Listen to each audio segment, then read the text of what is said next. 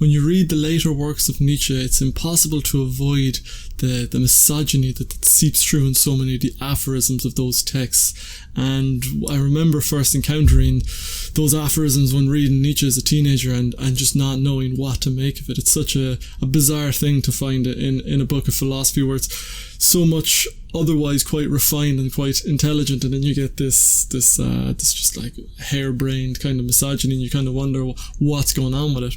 And if you're going to read Nietzsche, this is such a core thing that you have to kind of form a relationship with, because it's so blatant in the text that you have to form some way of compartmentalizing that. And what I've come to realize over the years is that there's something peculiar about Nietzsche's misogyny. It's not the misogyny of a barbarian. It's not the misogyny of the asshole kind of man that's red in tooth and claw. It's the misogyny of an effete man, of an overly civilized man who has lost touch with his instincts, which is such a theme in Nietzsche's work, as we've seen in the videos that I've done on Dionysus. And it's really connected with incel psychology. And a lot of people have kind of joked that Nietzsche is the first incel, but in many ways he really is. You see the contours of that incel psychology in Nietzsche's misogyny, and it presents a really fascinating case. So that's what we're going to be exploring on today's episode of The Living Philosophy.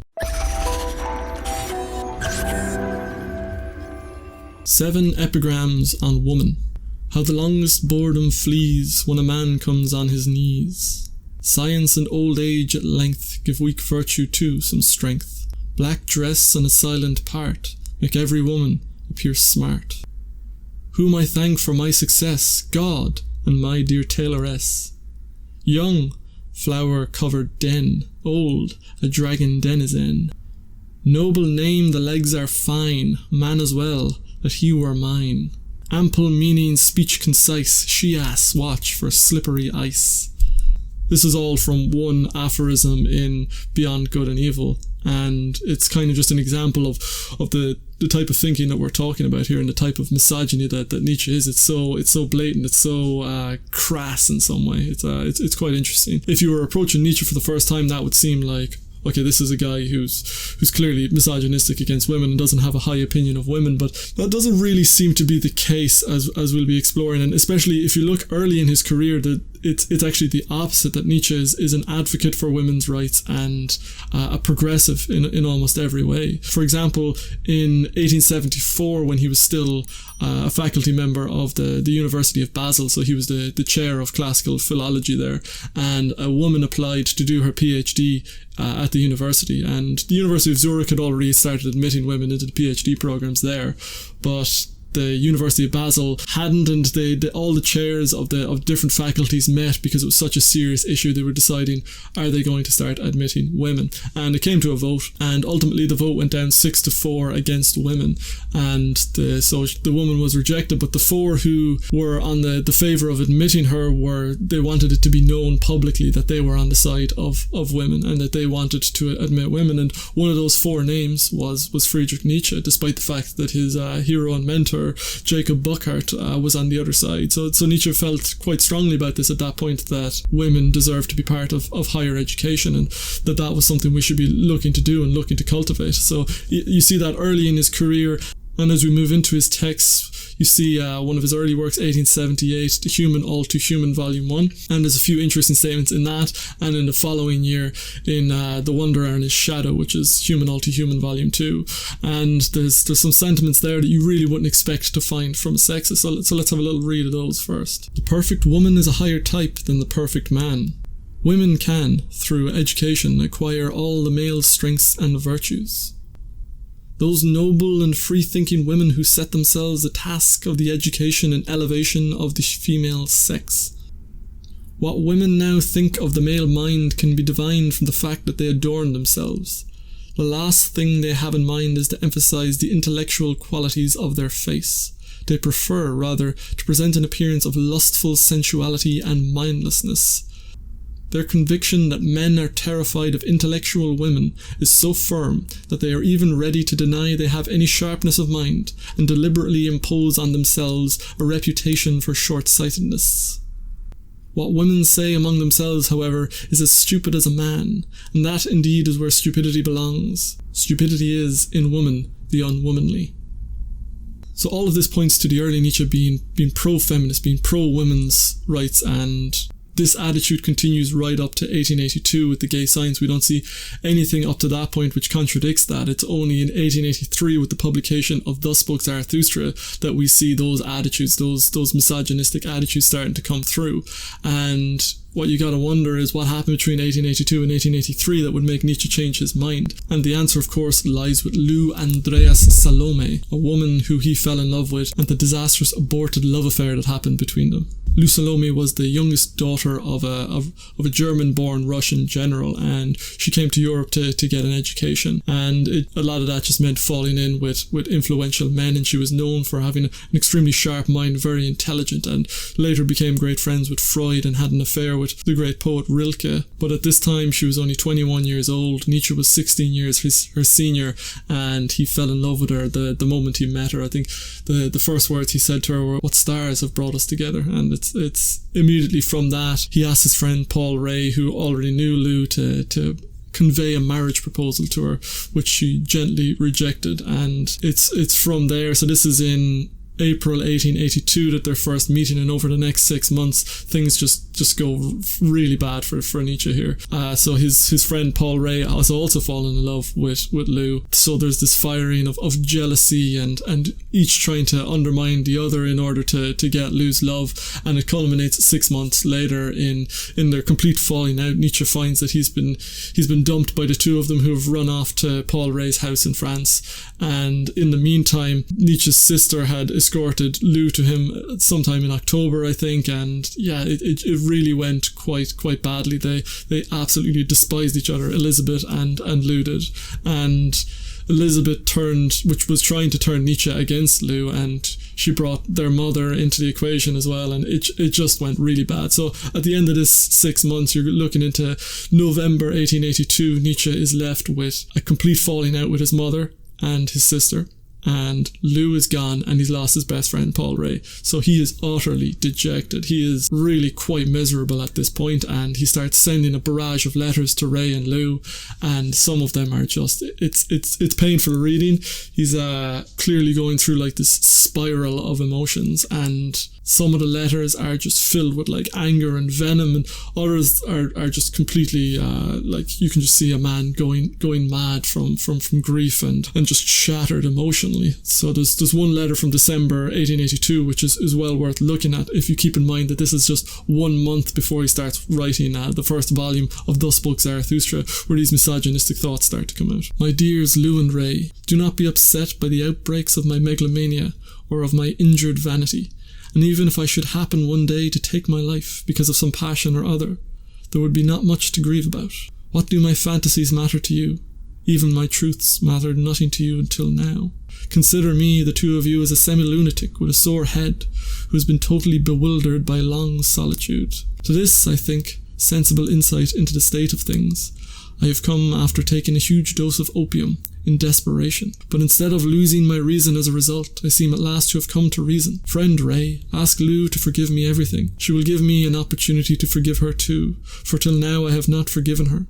It is harder to forgive one's friends than one's enemies. So we can see Nietzsche is really spiraling into a dark place at this point, and that's kind of one of the nicer letters that he sends them. So there's other things that he says, especially about Lou and to Lou, that are quite cruel. So he describes her variously as a little birdie perched on a gallows, a dried up dirty monkey with bad breath and false breasts, a woman who belongs on the lowest level of humanity despite her good brain, a masculine pseudo-girl, and he said he always dislikes hearing her voice except when you beg. So if you're looking for the turning point in Nietzsche's development from a pro-feminist, progressive man into a sort of misogynistic nightmare in some ways, this affair with Lou Salomé is just the finest example. It's the last place you have to look, because it's before and after, really, with Nietzsche. You can see the development of his views towards women have just completely changed, and you can see it in the ways he talks to Lou, and then eventually those become the ways he talks about women. So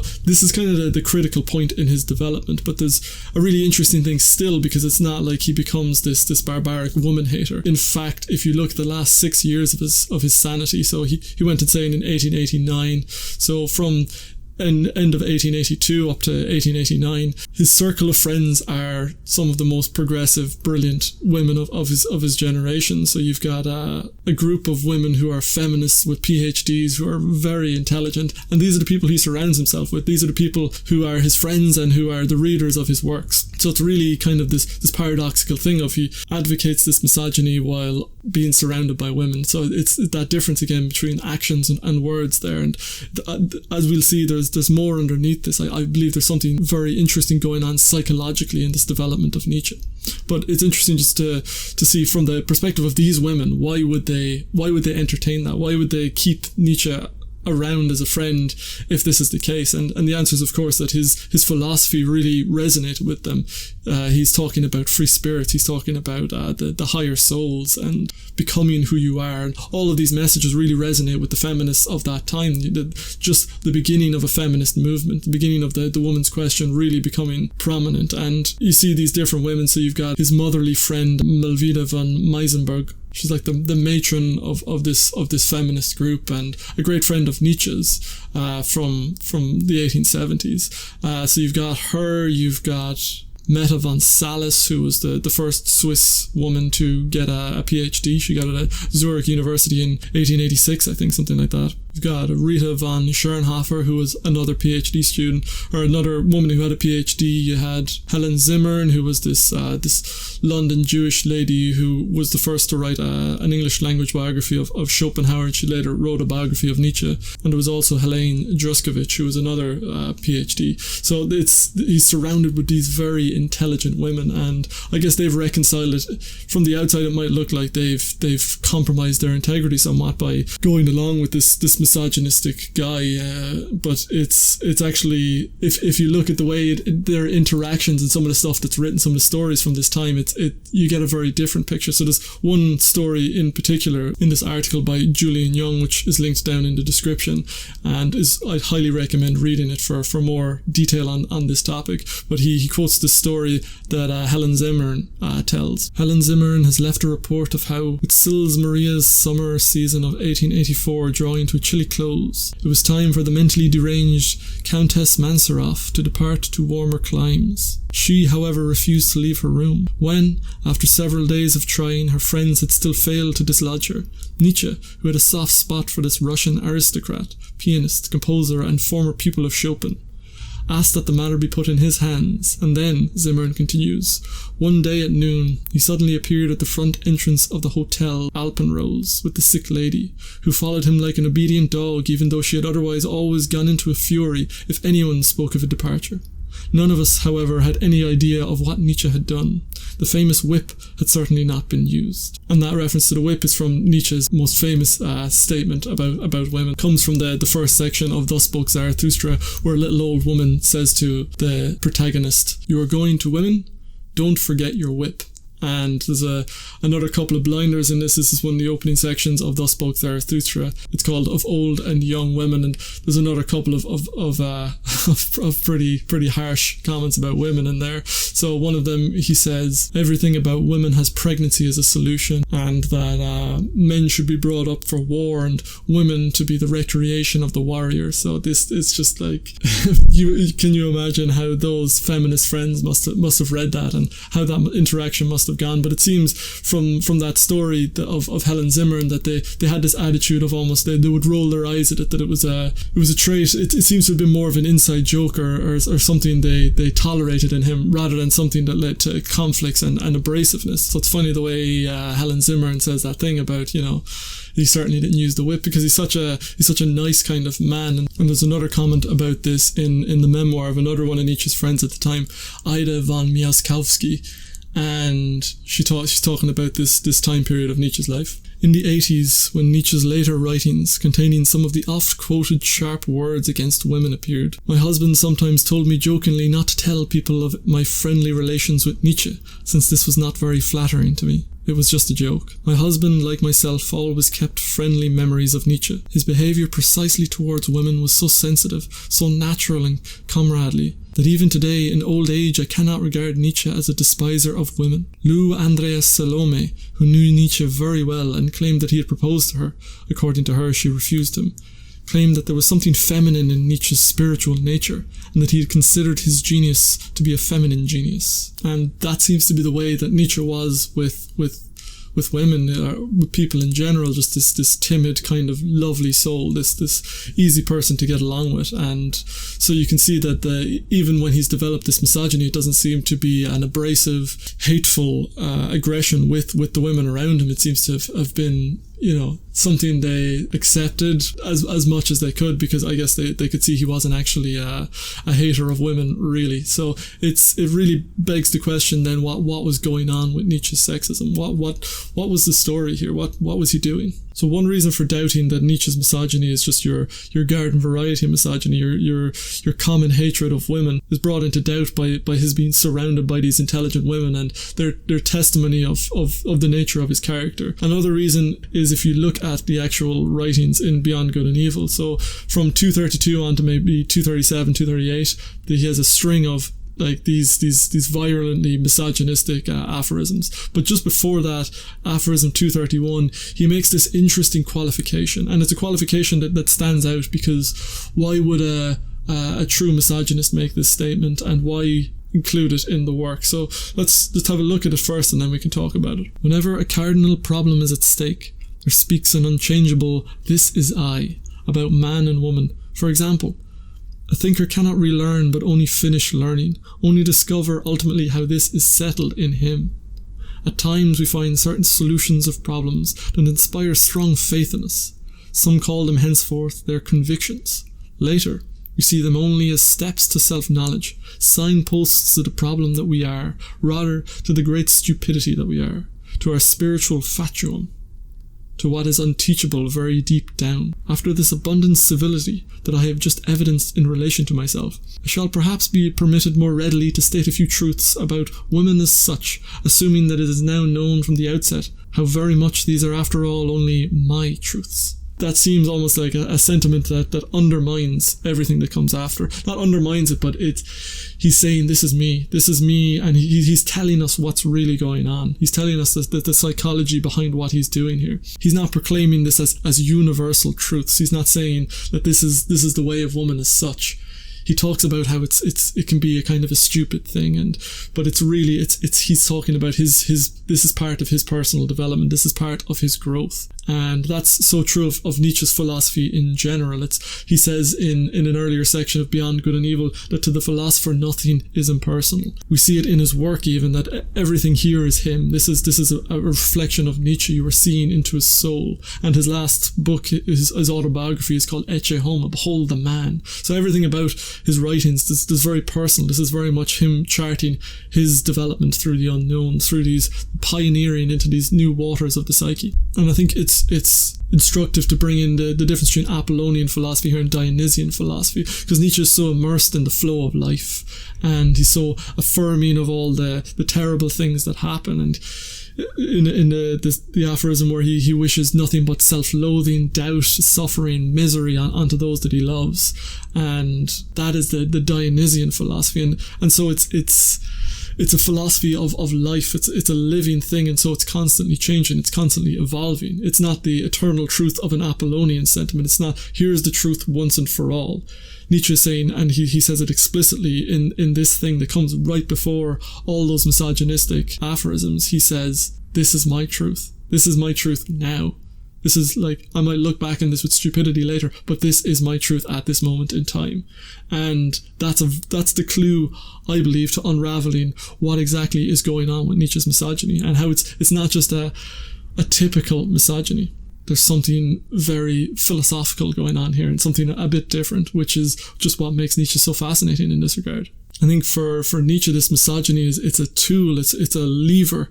And if you look at the accounts of him with women, it's if there's a woman that he's attracted to, he becomes so coy, so timid, so overwhelmed. He becomes that stereotypical nice guy, and he just can't really communicate. But once he's at ease with them, he's just playful. He gets on great.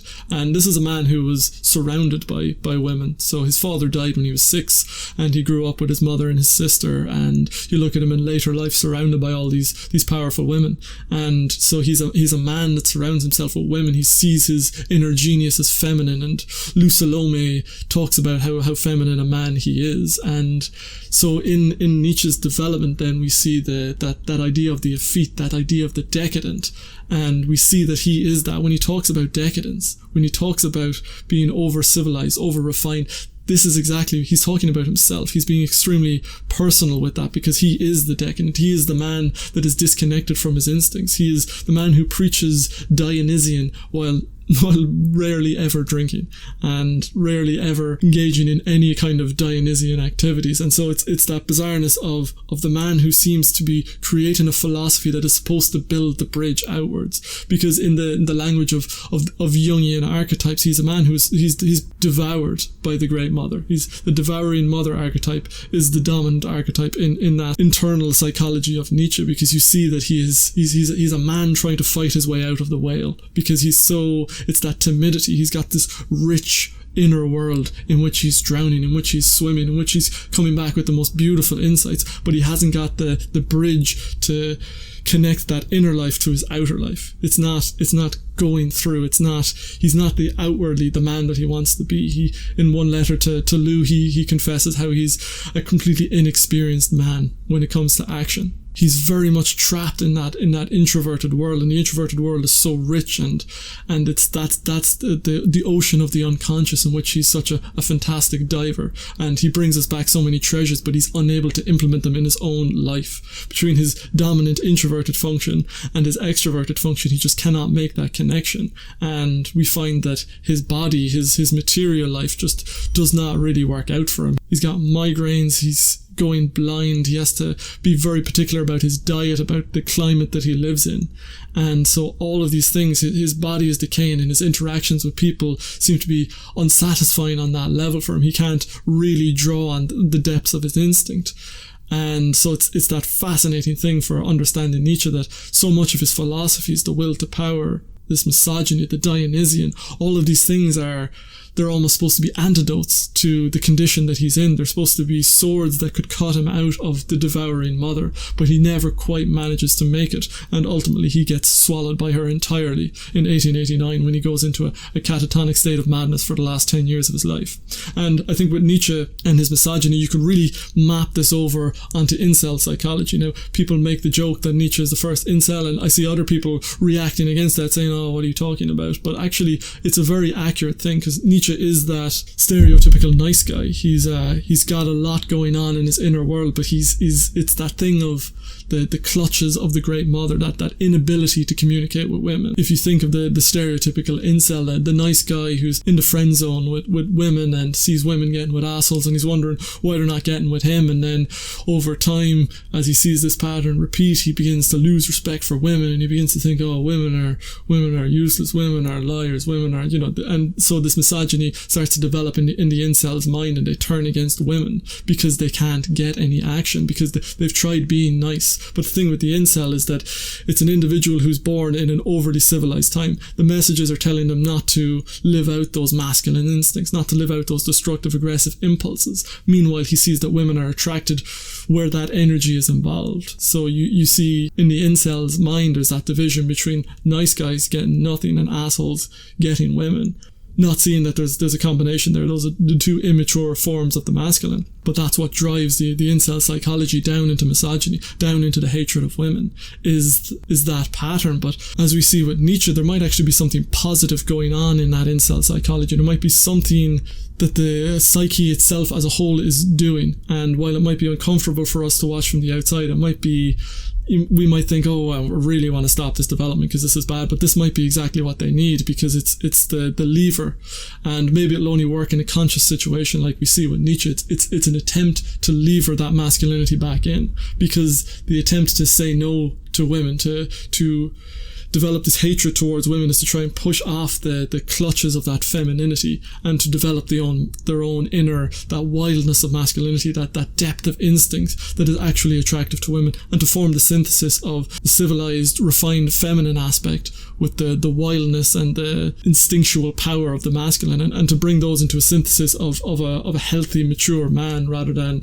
being disintegrated into this asshole man and this nice guy. I think that's what's trying to happen, and we see the incel and the red pill, and men go their own way. And what's interesting with the incels is they say all these things, that men go their own way, MGTOW, that's the motto of the red pill incel movement, but it's very much, they're very prescriptive of what women should be doing with their lives and of the role of women in society. And it's the exact opposite of men going their own way. It's men go your own way, but be so concerned about women. And not women go their own way, but no, women also go the way of men hundreds of years ago. So it's what I see in that incel psychology is an attempt to escape the Great Mother. It's an attempt to find a way where they're not so timid with women, where they're not so caged in their own niceness. And the way to do that is to swing the pendulum the opposite way, to push it away and to become hateful towards it, so that they can swing back into a middle where they have an appreciation of the feminine, where they can again affirm the feminine because it no longer endangers them. It no longer threatens to devour them.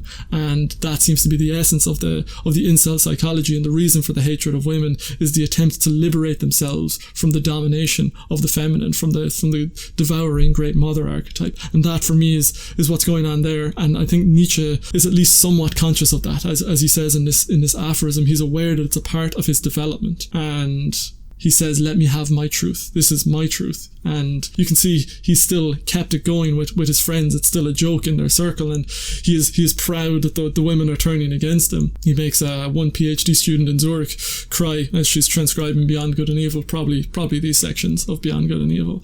And it's just that errant development of the incel in Nietzsche, but I think he can see it as part of his larger development. He's trying to grow himself in some way. He's trying to liberate himself from that opinion. He's trying to overcome that bondage that is within him, and maybe that's where the will to power kind of comes along. Maybe that's where this focus on more macho, masculine themes that comes along in Nietzsche's later writings from 1883 onwards. Maybe that's where that's emerging, is in his attempt to become more masculine, his attempt to become a more whole human being, and not to be so drowned in his dominant intuition. And that is the philosophical misogyny that I see going on in Nietzsche. It's not misogyny, it's not hating women, thinking that they're genuinely bad or evil or stupid, as all of his actions in his life seem to betray that is a lie. And this section 231 of Beyond Good and Evil, which comes just before all the most misogynistic sections, seems to back up the same thing. So what's interesting with Nietzsche's misogyny is that it doesn't seem to be, it seems to be a philosophical misogyny. It seems to be something, it's a lever that he's using to liberate himself from a weakness internally in him. And so when I see people who are genuine like Nietzscheans and who think that he's right in this sense, like red pill kind of people, but you find other people defending Nietzsche, all of his sentiments, when really with Nietzsche you've got to push back. That's the whole thing. He tells you that the best student is the one who leaves the master, and yet you see people following, and it's just kind of it makes me cringe when people are really trying to take on that Nietzschean thing, and it's like, oh, that's a bad hole to fall into. He's such a great and inspiring thinker, but his writings are not universal. They're not, so much of it is just this, it's not the Apollonian truth once and for all, but it's the Dionysian. You're watching a man's personal development in process, and that's what I love about Nietzsche, and that's where I think misogyny fits into the overall Nietzschean picture. It's an attempt for him to balance out his psyche, his excessively feminine, weak, timid kind of psyche, and an attempt to be more brash, more rude, to integrate that masculinity and to form that relationship with the world, and to build that bridge between his rich inner world and a satisfying outer world. So I think that for me that's what's going on there, and that's just what I wanted to explore on today's episode of The Living Philosophy. If you've enjoyed it, please subscribe if you haven't already, and I'd like to hear from you down in the comments if you have any thoughts, insights or feedback. Otherwise I shall see you next time, guys. Thank you for watching.